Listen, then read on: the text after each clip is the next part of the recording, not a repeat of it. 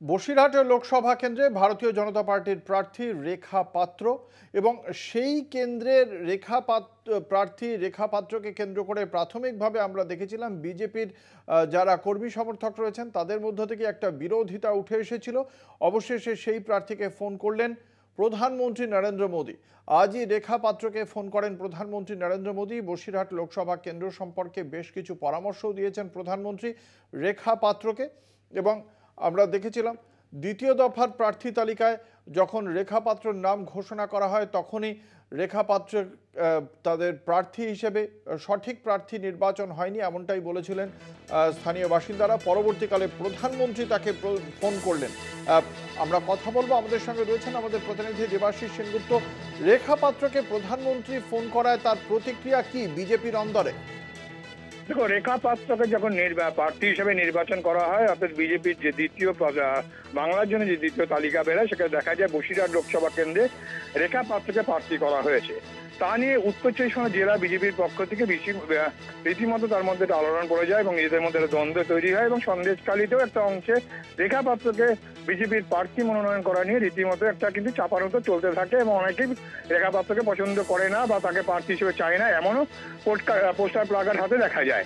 কিন্তু কিছুক্ষণ আগে আমরা জানতে পারি যে রেখা পাত্রকে সরাসরি প্রধানমন্ত্রী নরেন্দ্র মোদী তিনি ফোন করেন এবং ফোন করে কেবলমাত্র ফোন করে যেমন তার প্রতিক্রিয়া জানতে চান, পাশাপাশি তিনি যে লড়াকু মুখ অর্থাৎ সন্দেশখালীতে যে ঘটনা ঘটেছে সেই সন্দেশখালীর ঘটনায় রেখা পাত্রপাড়াতে কিন্তু প্রতিবাদ তুলে ধরেছিলেন এবং সেই জায়গায় পরবর্তীকালে দেখা যায় আস্তে আস্তে মানুষ কিন্তু প্রতিবাদ করতে থাকে অন্তত শেখ শাহজাহানদের বিরুদ্ধে যেভাবে ওখানে নির্মম অত্যাচার করে, যা তার বর্ণনা কিন্তু একাধিকবার আমরা টিভির পর্দায় দেখেছি। ইতিমধ্যেই রাজ্য সরকারের পক্ষ থেকে কিন্তু রাজ্য পুলিশ শাহজাহানকে গ্রেফতার করেছে, পরবর্তীকালে কেন্দ্রীয় এজেন্সি তাকে তাদের কাস্টডিতে নেয় এবং জিজ্ঞাসাবাদ চলছে। এই মুহূর্তে বেশ কয়েকজন ইতিমধ্যেই সেখানকার আসামি ধরা পড়েছে। কিন্তু সন্দেশখালীতে দাঁড়িয়ে থেকে মানুষের যে জোটবদ্ধ করার যে কাজটি রেখা পাত্র করেছিল তারই সাম্মানিক হিসাবে কিন্তু মুখ হিসাবে রেখা পাত্রকে ওখানে মনোনয়ন দেয় বিজেপি এবং সেই বিষয়ে কিন্তু প্রধানমন্ত্রী সরাসরি কথা বলেন রেখা পাত্রের সঙ্গে এবং প্রথমে তিনি শুভেচ্ছা জানান রেখা পাত্রকে,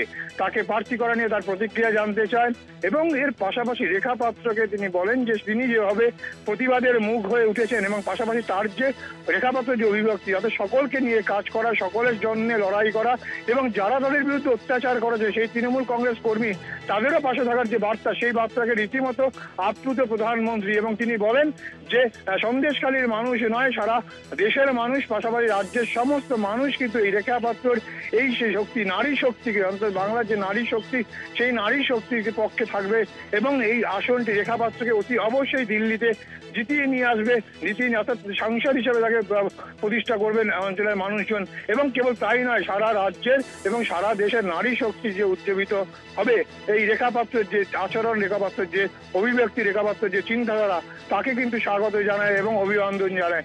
এর পাশাপাশি তার নির্বাচনী প্রচার কিভাবে হবে, তার কোনো রকম আছে কিনা, তার কোনো অসুবিধা আছে কিনা এবং নির্বাচন কমিশন একদম সঠিকভাবে কাজ করবে কেন। রেখা পাত্র যে অভিযোগ করেছিল 2011 সালের পর থেকে ভোট দিতে পারা যায়নি, ভোট দিতে দেওয়া হয়নি, এই অভিযোগের পরিপ্রেক্ষিতে প্রধানমন্ত্রী আশ্বস্ত করেন যে মানুষ তার গণতান্ত্রিক অধিকার প্রয়োগ করতে পারবে, নির্বাচন কমিশন সেভাবেই কিন্তু কাজ করবে এবং এমনটাই কিন্তু আশ্বাস দিয়েছে। অর্থাৎ এখন দেখার বিষয় ঠিক বসিরহাট কেন্দ্র কিন্তু সরাসরি একজন প্রার্থীকে প্রধানমন্ত্রী ফোন করা এটা কিন্তু যথেষ্ট তাৎপর্যপূর্ণ এবং এর মধ্যে দিয়ে সারা রাজ্যের কিন্তু বিজেপির যে শক্তি, নারী শক্তি তাকে উজ্জীবিত করার কিন্তু প্রচেষ্টা বলে মনে করছে রাজনৈতিক ব্যক্তিত্বরা। ধন্যবাদ। আমাদের সঙ্গে ছিলেন আমাদের প্রতিনিধি দেবাশিস সেনগুপ্ত।